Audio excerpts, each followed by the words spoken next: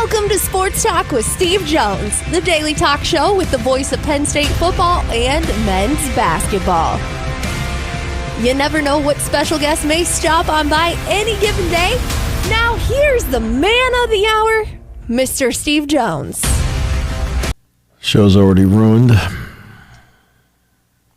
I mean, like, you want to be like Mike? Is that the deal with this T-shirt today? Or? That was the commercial we grew up to. It was only fair. We tried our best to drink the Gatorade and be like Mike. Didn't quite work so well. I mean, I've interviewed Jordan. You're not Jordan. Ah, well, yeah. I don't have the shoe deal. That's the difference. We both played basketball. It's like saying Tiger Woods and I both played golf. What is like really? Yeah. Both played the game of basketball. He played at a much higher level. But who counts that stuff? Oh, brutal. Speaking of brutal, the Chris Godwin injury at the end of the game. Like, why is he even in? Yeah. Well, especially when you don't get the. I didn't agree to go for two. It's 31. What is it? 41-18. You score there, you just get to kick the extra point. Then you get that onside kick with 3 timeouts. Then you justify it. Sure. And I think absolutely justify it at that point. But when you don't get the 2-point conversion, that's when it becomes pretty much irrelevant. The game's over at that point. You need 3 scores. There's 4 minutes to go. I agree with you. I have no idea why he was in the game at that point. Curtis Rourke of Indiana, the quarterback, did have surgery on his thumb, and when the surgery was done, optimism came back with it. They think that he will miss this week. Well, they know he'll miss this week. This week's out. But they think he can come back and play against Michigan State a week from Saturday. So, look, I mean, he's the one that makes this thing go. Now, I know Jackson had a good. Played well in relief. He had a good second half, but he also played with the lead. Exactly. All right, it's a little different when you're starting at nothing. Too. Yep. Yeah, but Rourke's one of the 27 transfers on this roster. I mean, this team is number 5 in the country in total offense, and they're number 5 in third down conversions. So Taven Jackson, Trace Jackson Davis's brother, is going to be the quarterback Saturday against Washington. Your guy Ayuk out, gone. Right knee, ACL, MCL. Awful to see that. And Deebo Samuel has pneumonia. And he's still in the hospital because he still has fluid. Your team has some issues. Ravens won big last night, and nobody in America saw the Cardinals win over the Chargers. It was on ESPN Plus or something like that. It's like, like, I'm sorry. I don't. Again, my point is this. When you sit down and you put your product out there, isn't the goal of whatever product it happens to be to get the message out to the maximum number of people? Who cuts off their audience? Not only that, but you're cutting off the people who paid what they pay for Sunday ticket. They didn't get it last night, right? So you're cutting them off too. Right. It's just, I mean, I don't get it. It's not that I'm anti-streaming. I mean, I stream the Thursday night games on Prime Video, but it's a package of games. We already know ahead of time. Yeah. But when you start playing games like this, we're going to put a playoff game on Peacock.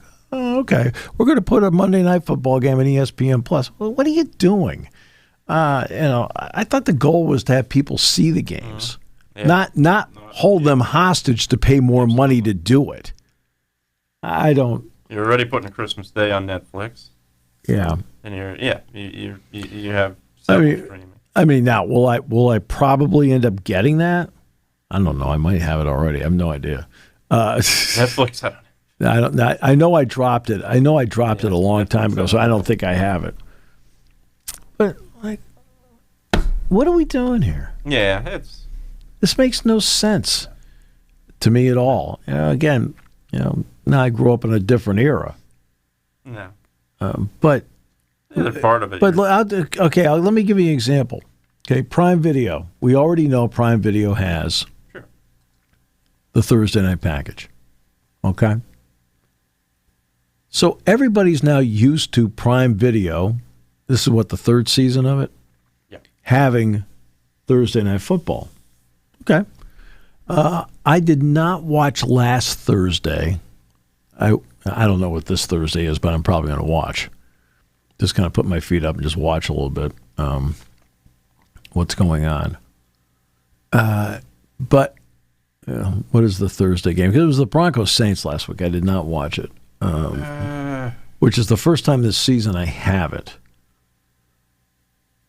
I'm trying to think of who the Thursday game is. Is it? No. I'll go. I can look it up. It's no big deal. It's the Rams and Vikings. The Rams and somebody. If that's the case, that's a pretty good game. It is the Vikings-Rams at SoFi. And I'll watch that game. I think that's a fun game to watch. So, but we're used to it. What does it tell you that the opening game, the second game of the season, was the Packers and the Eagles on a Friday night in Brazil? Mm-hmm. On Peacock. And guess what? You're talking about two major brands right there. Major brands. Absolutely. And it did fine. It got, 12 million, something like that. Yeah. It's not even in the top 5 of streamed games this year. Why? Well, it's not in the top 5 because people are used to Prime Video and they didn't want to get it. They didn't want to do it. Game like that, you put that on over-the-air NBC, that game's drawing 30 million people on a Friday night. I agree. Right? You can't keep giving the middle finger to 17 million people. Nope, you got to do it our way. Like, do it our way. The whole purpose of putting a TV package together is so it can be done our way. You can't make it difficult for people to find your product. You can't.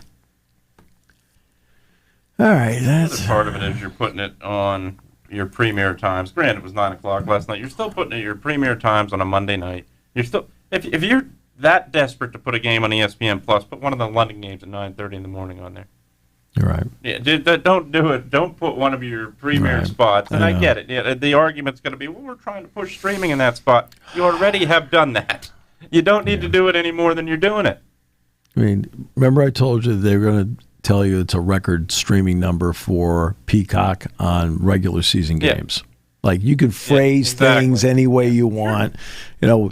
We've done done the word salad now for 30 years, ever since we heard the infamous words, it depends on what the definition of is. I'm like going, what are we doing here? What are we doing here? And ever since then, everything's been a word salad press release about like, oh, for God's sake, just tell the truth. Okay, you got 13 million. That's it.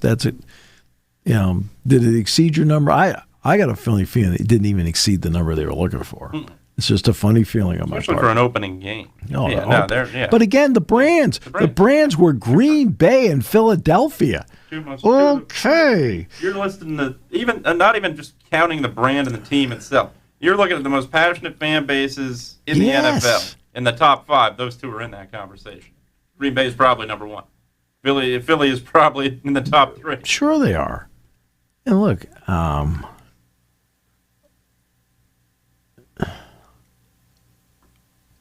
it's well. So that's what they did. Now, is it an important game, a big game? I really don't care. It's just, but I didn't even realize the game was being played.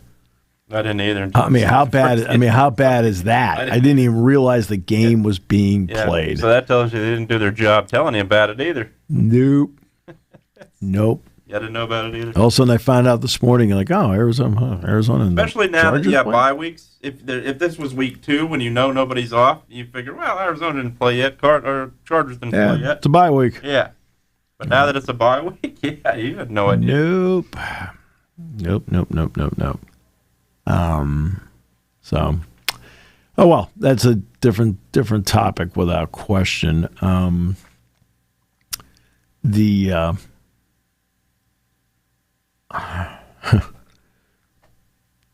Couple of other notes.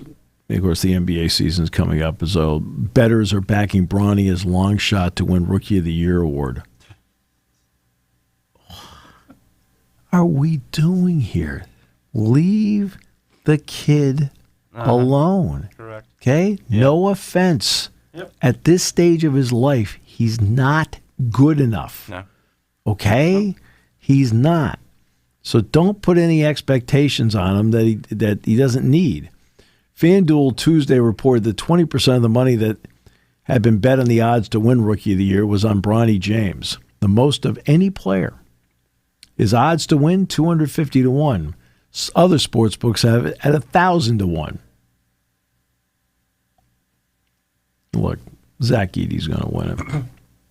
Zach Edey's or Reed Shepherd. I'd even go one further. I think one guy that can surprise a lot of people does play for the Lakers, but his name's not Bronny James. It's Dalton Knecht. Right. So no. Look, it's he's going to spend a good chunk of the time in the G League. No doubt. And I'm not putting him down, but he's been put in this position of like, what the heck are we doing here? Okay, he played 1 year of college. Guess what? He had as many collegiate starts as you. Yeah. Yep.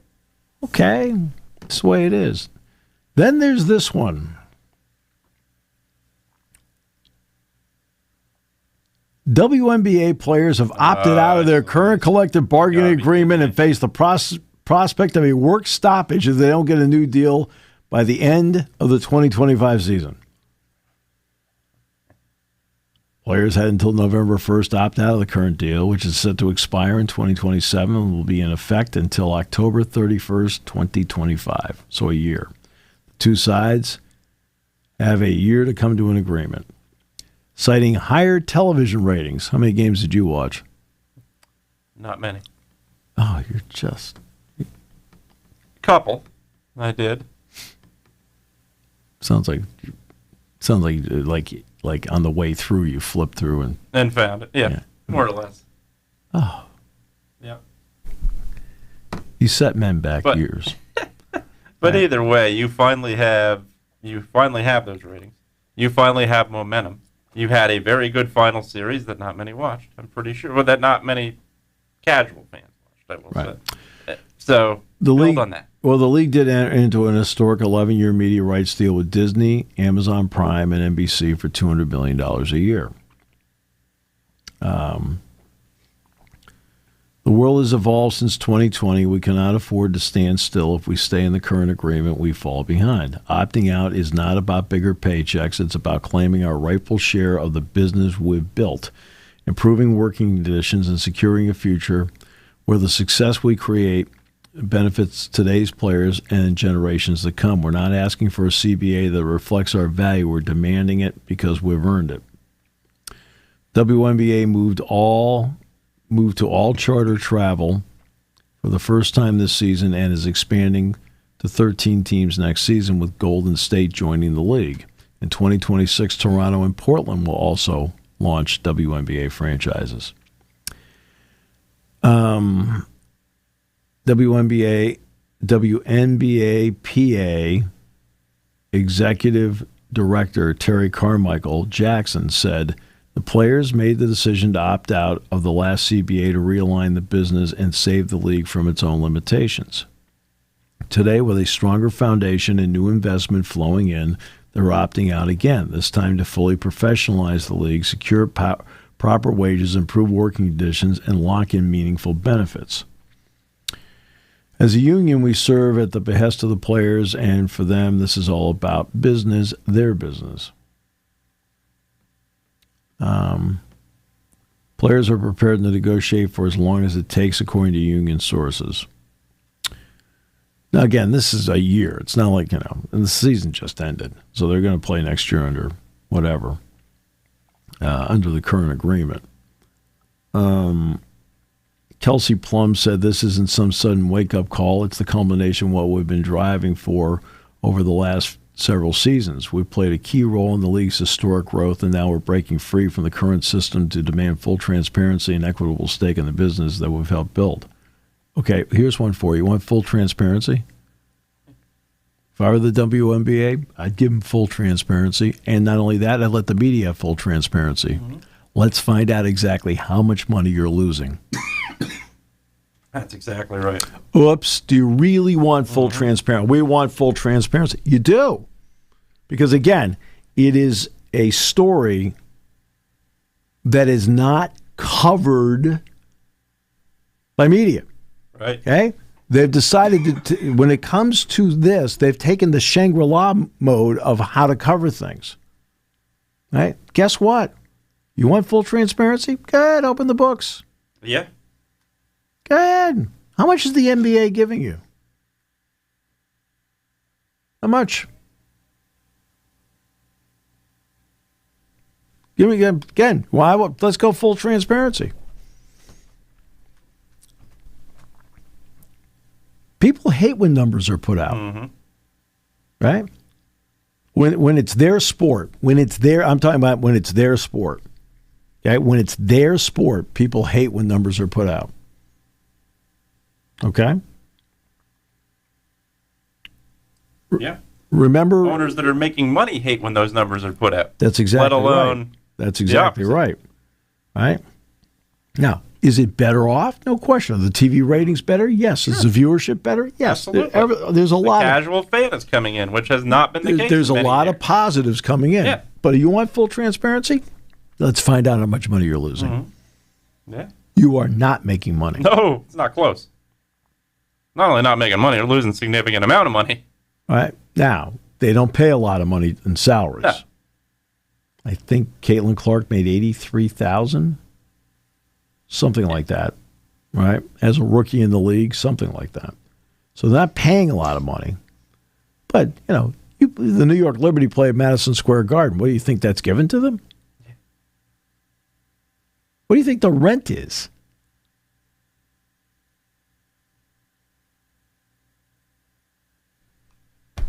I mean, what do you think? They allow these people to play in these buildings for nothing? Right? I mean, the Knicks, Dolan owns that, so let's take Madison Square Garden off the table about what the Knicks do. But what do the Rangers have to pay?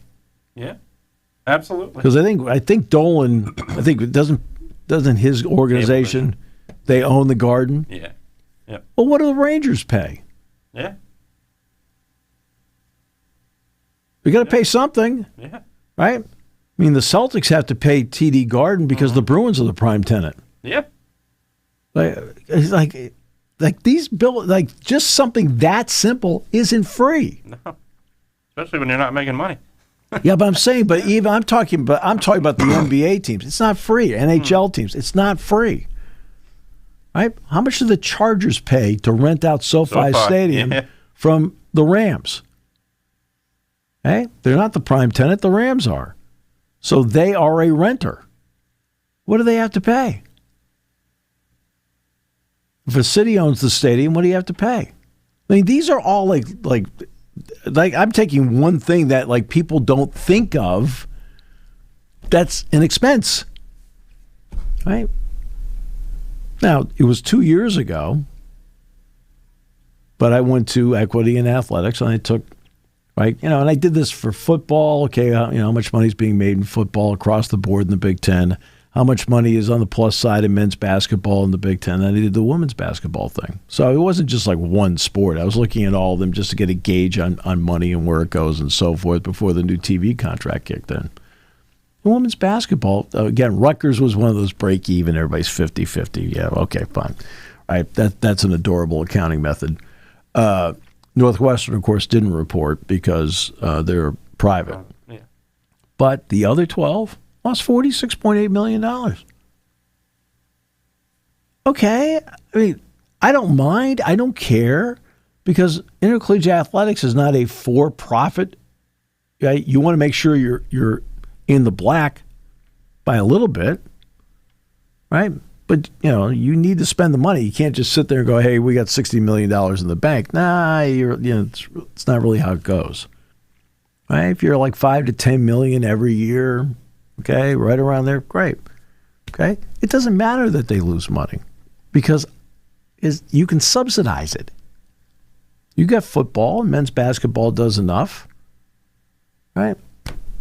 So you can subsidize it. So I don't care about that. But I'm saying, but if you want to be transparent, let's be transparent. Remember when we talked about Tennessee with how much was it? How much was the fee they were looking for NIL? NIL, yeah. Was it 10%? 10%. I think it was 10%. 10%. And I mentioned how the baseball coach makes $3 million. Now, I don't know whether that's an endowed position or whatever. That part I don't know. Yeah. But baseball doesn't make money at Tennessee. No. Okay? And you're paying your coach $3 million? Really? So I went and looked at Tennessee women's basketball. Okay? How much do you think Tennessee women's basketball lost in the most recent reporting period? Now, again, this is Tennessee women's basketball, SEC. Yeah, SEC. All right. How much do you think they lost? 8-time national champions. They probably millions. $4.1 million in the red. Okay. Okay. But nobody talks about it. It's like nobody wants to talk about it. Like, I've always talked about it because I think fans should know what the deal is. Absolutely. Right? It has nothing to do with anything. Okay? That's the way intercollegiate athletics works. You've got a couple of big ones, especially the whale, right? And then you've got some of the, bigger fish, football, then whale, football, bigger fish, men's basketball. If you've got enough to take care of everybody, you're fine. That's all that matters. But be real about it. Sure. Be real. So she says, we want transparency. Okay, Kelsey, let's open the books. Mm-hmm. Let's find out how transparent life is. Yeah. Okay?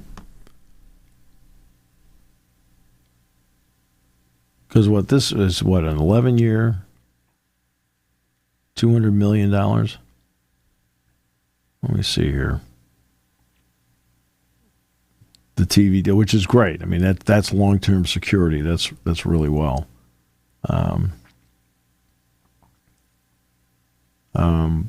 Where is that number again? My apologies. I saw it before. Expanded 13 teams, blah, blah, blah, blah, blah, blah, blah. Yeah, here it is. 11-year media rights deal. It's $200 million a year. No offense.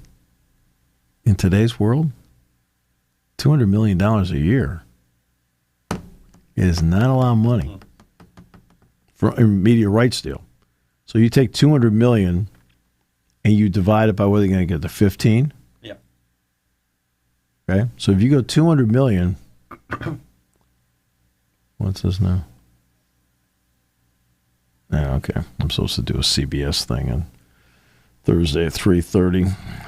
I'll try to make sure I mention your name. Yeah, Jason Lord told me. So you take $200 million divided by 15 is going to be what? Let's see, 150 would be $10 million a year.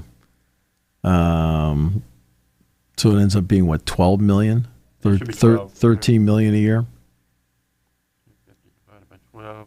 Like $12.5 million a year? Around there. You got it? 12.5? 250 divided by 50. 200 divided by 15? Yeah, it's probably around. I mean, 13.3. 13.3 million. Okay. 13.3 million. Really? Okay. Okay, that's an infielder for the Cardinals. Yeah. Okay. I mean, how much do you think the bench player in the NBA is making? Oh yeah, league minimum's what, $6 million now? $7 million? Oh yeah. Yeah. Yep. Okay.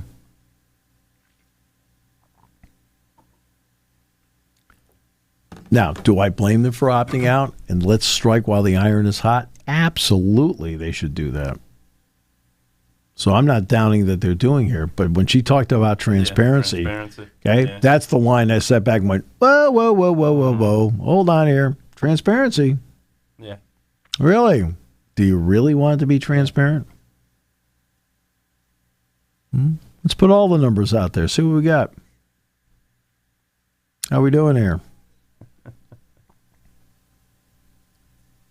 Because, I mean, at one point, the NBA, I'm going to go back 5 to 7 years, there were a lot of NBA franchises that were getting, quote, sick and tired of subsidizing it. And I'm talking about NBA owners. They're like, why do we keep doing this? I agree. Now, we may see the payoff here. Yeah, I think so, too, at some point here. But I'm telling you, you want transparency? Fine. Yeah. Let's see how much money's brought in, and let's see how much money's being spent. Yeah. I think even the flip side of it, strike while the iron's hot, yes, but the other part of that is keep momentum going. You are building momentum for the first time. No, but again, I if I'm them, I do opt out. The iron's hot, strike. Yeah. So I do feel that way.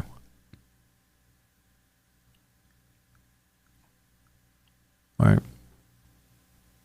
You, on the other hand, just like,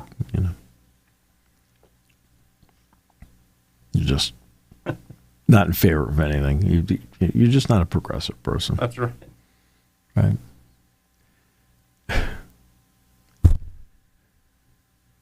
Well. Okay. So. Yeah. So that was that story. I thought that was interesting. Again, strike while the iron's hot. They're doing, if I'm them, I'd have voted to opt out after a year or two. I'd have done it. I'd have voted for it. Why not? The league's been doing well. More people are watching. More people are coming out. That's all great, right? But when Kelsey Plum, let's be transparent. Oh, Kels, I don't think you wanted to be transparent. It is one of the single most underreported stories I have ever seen in my life. Yeah. Right. It's amazing how narratives are put out. So we'll go. I always go back to the NCAA women's tournament during COVID. Okay. The men got these gifts, and the men got this kind of weight room, and the men got this kind of food. Right. Okay. You know whose fault it was? The fault was absolutely, positively, unequivocally the women's basketball tournament committee. No, it's a fact. Mm-hmm. Okay, when the men were ordering gifts, the men's committee was ordering gifts. They got a hold of the women's committee and said, "Hey, we can order double and take care of it all at once if that's okay." And they said, "No, we want to order our own gifts." I said, "Okay." They were offered it. Yeah. Okay.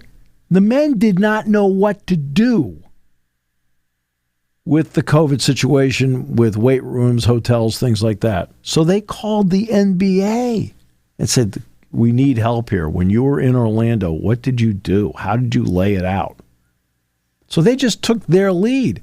The women's committee never called the WNBA about how they handled their season in Bradenton. Never. Whose fault is it? The NCAA's? No. The men's committee? No. Who was blamed? The NCAA? Oh, and the men's committee. And neither one of them had anything to do with it. The women's committee had the problem because they're the ones that let it fall through the cracks.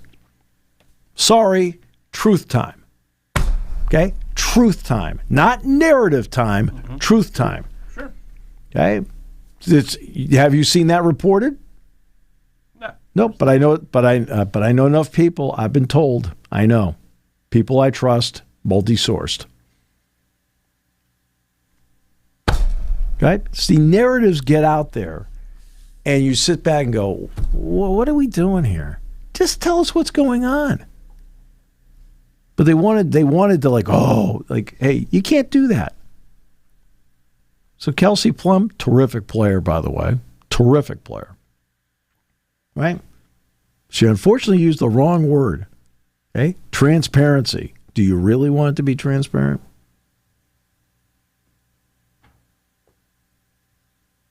Because those numbers are going to reveal a couple of truths that they don't want out there.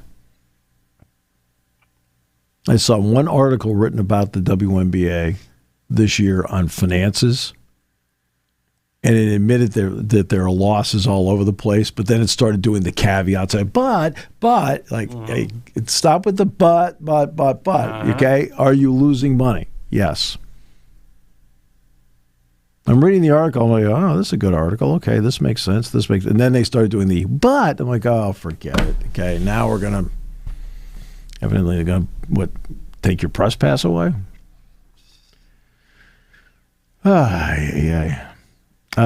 Jamison Williams continues to have problems, by the way. Yeah. 2-game suspension, PEDs.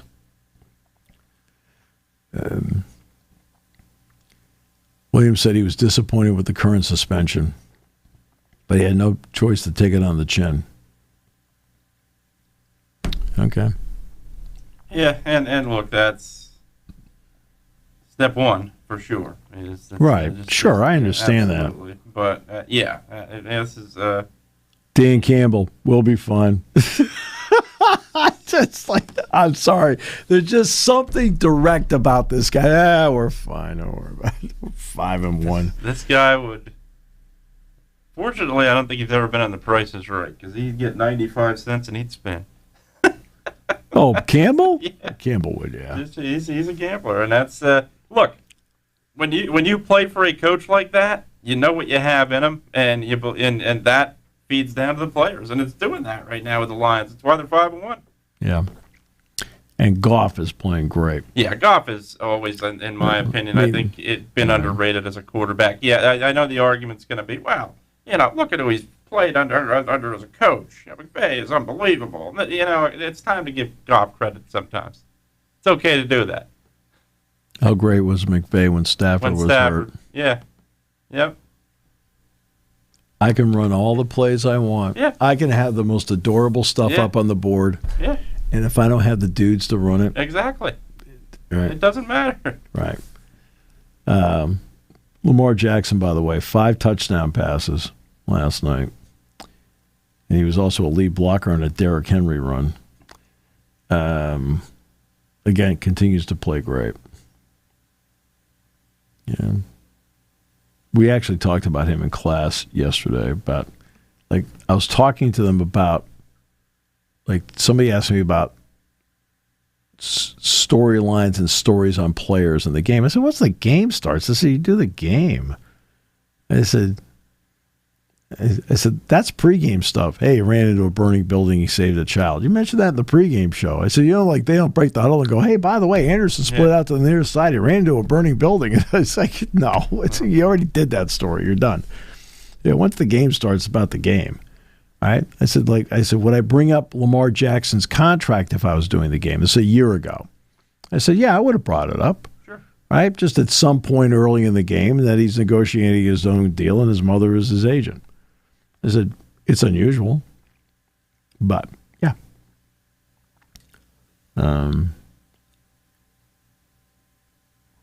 This is how many games now where he's had 5 touchdown passes, no interceptions. This is 4 or 5. He's playing great. He's played great. He's playing great. Good for him. And that's why, again, he's a great talent. Incredible talent. I mean, do I think he is a great thrower of the football? No, I've seen better, of course.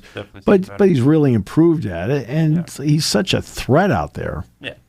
And that's what I think so many people, unfortunately, look at is, well, you look at him in the pocket. It doesn't matter about him in the pocket. Randall Cunningham was terrible in the pocket. That doesn't mean he didn't have an arm and could throw the football. Right. Michigan will not commit to a starting quarterback.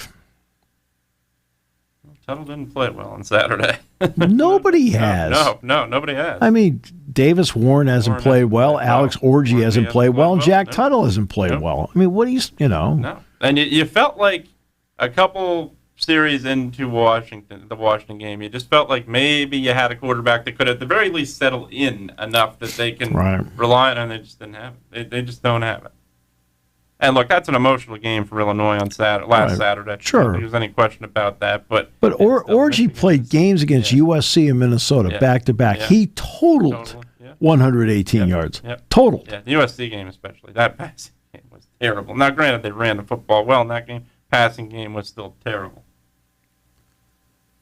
Well, they don't have Will Johnson right now. Marlon Klein's out. Miles Hinton is currently, they say, trending in the right direction. That's Michigan's problems. Who cares? It's and I mean that. It's like after a while, like Michigan's like, the last couple of years. The stories have just been. Sure. You just like shake your head, like, okay. Yeah. I'll tell you, there's a team, and then here we go. Yeah, me looking ahead. There's a team that's waiting at the end of the year to get Michigan. In a big way. There's no question about it. Mike Bajakian, by the way, who's been their senior analyst, is going to be the new offensive coordinator for Utah. Bajakian, of course, was on the Northwestern staff for years when Pat Fitzgerald was there. Andy Ludwig stepped down as the OC. They're 98th in scoring right now. The problem was, I think I mentioned this yesterday, but Cam Rising, like you watch certain players play, and you know what their standard has been. So when you watch Aaron Rodgers, he's out there and he's playing, and he's more than functional. But you can also see that he is a 40-year-old man that's coming off an Achilles. Right? It's just a fact of life. Right? I was watching Utah play Arizona State, and Cam Rising, he finally got back in the lineup. And what made Cam Rising so good on the collegiate level was he was tough as nails. I'll pull the ball down, I'll run through to get a first down. I'll create something. I'm watching him against Arizona State, Jason. He couldn't create anything. Right? Like he was a shell of who Cam Rising is. In other words, you can just see with the injuries, he just could not.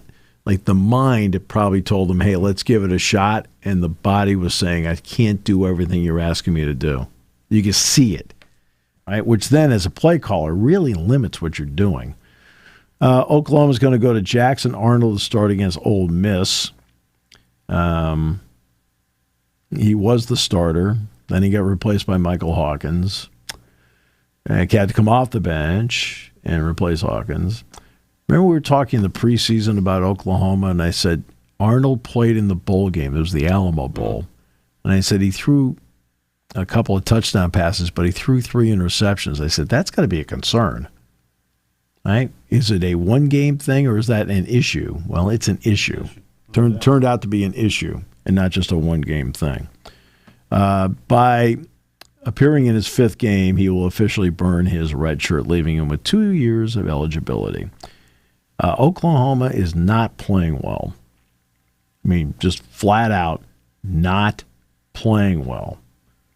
And that is you're talking about one of the truly great great brands out there, Oklahoma football. And that's Penn State will play Wisconsin.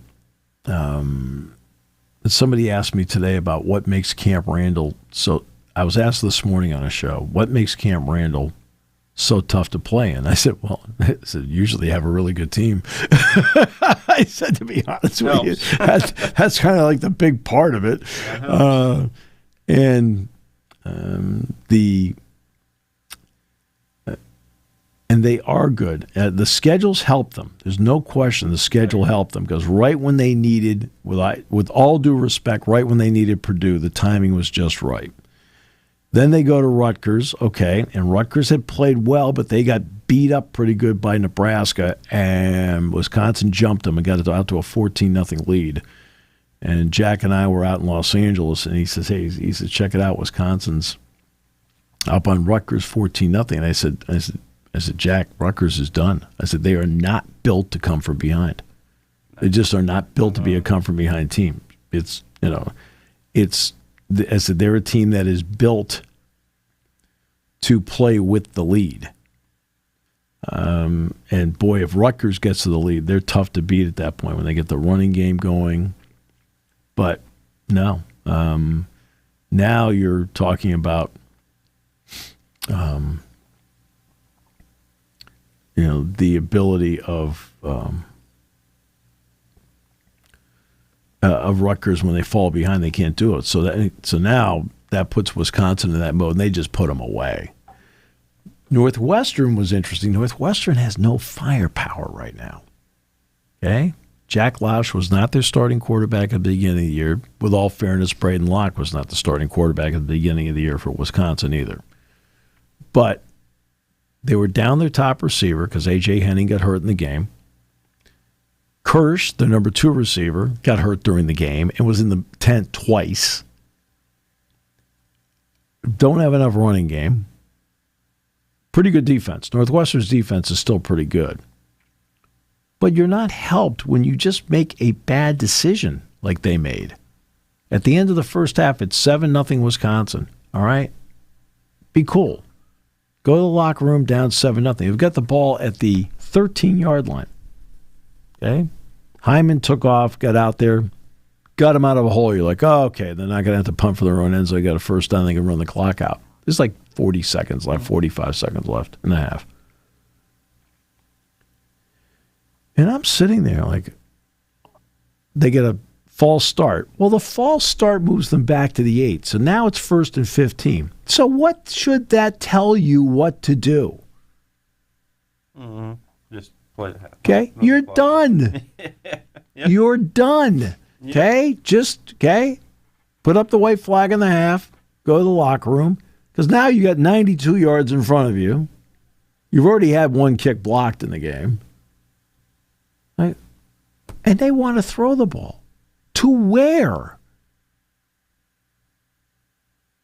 You need to get the ball at least to the 35-yard line. You got to move the ball, okay, 57 yards in 30-something seconds because you need time left to kick. So in 30-something seconds, in an offense that is not going to move the ball 57 yards in 30-something seconds. What were they thinking? Why was he throwing the ball? Yeah, he goes back, gets pressure, got stripped. They recovered at the 3-yard line. Great play by Wisconsin. Yakimelli takes it in from 3 yards out. It's 14-0. You're like, game's over. Yeah. Game is over.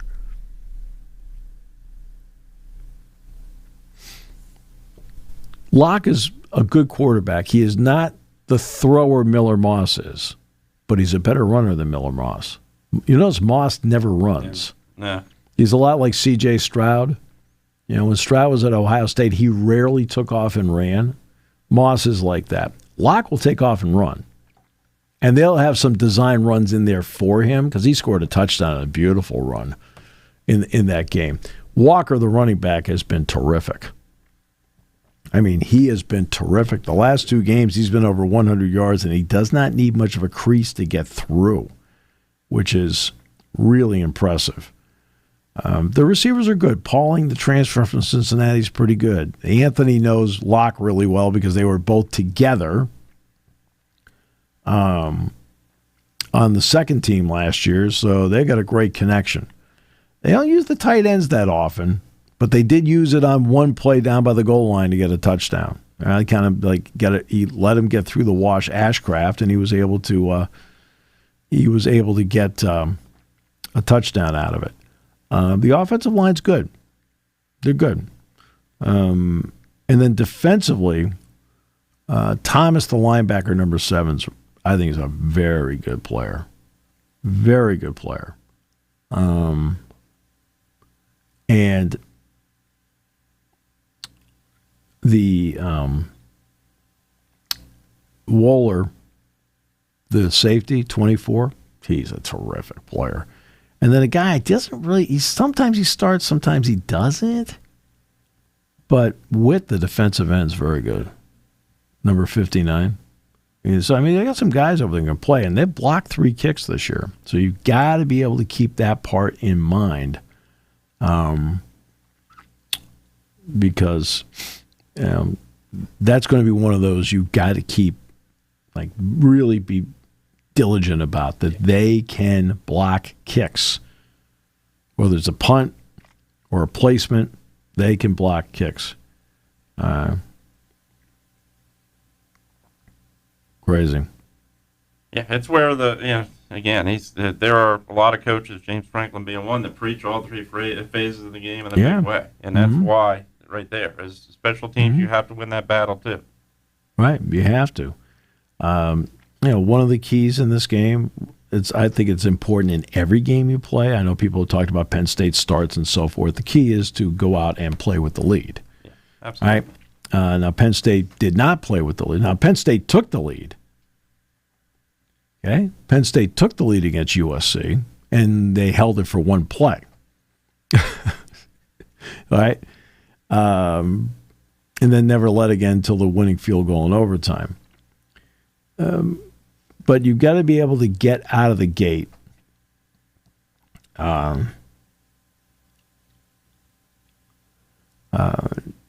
And play with the lead in a game like this, and especially, like I would say in a place like this, but I think the place is loud.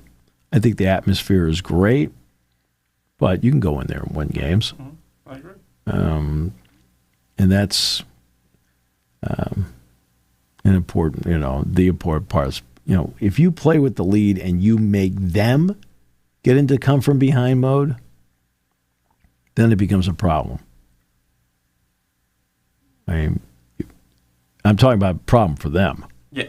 Right? Having to come from behind. Alabama put them behind. Now, Van Dyke got hurt, so that was a big blow, and Alabama just overwhelmed them. They did take the lead on USC, but once USC got going in the third quarter, they couldn't stop them.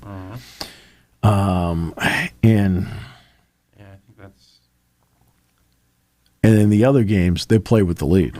Yep. Northwestern led all the way through, right? Rutgers led all the way through. Purdue led all the way through. See, that's been important for them. That's why they've been winning. And because they've been able to go out and take the lead and never relinquish it. So you've got to be able to get them a little bit off their game and make them play from behind. They have also not – the passing game for Penn State is going to be important because – no offense, they have not been, since Miller Moss, Calic Manis, Lausch, and I can't remember I'd have to look it up if Hudson Card was the quarterback for Purdue or not, or the second stringer. Who's come in and played, he played against Oregon last week, I know that. So I'd have to look that up.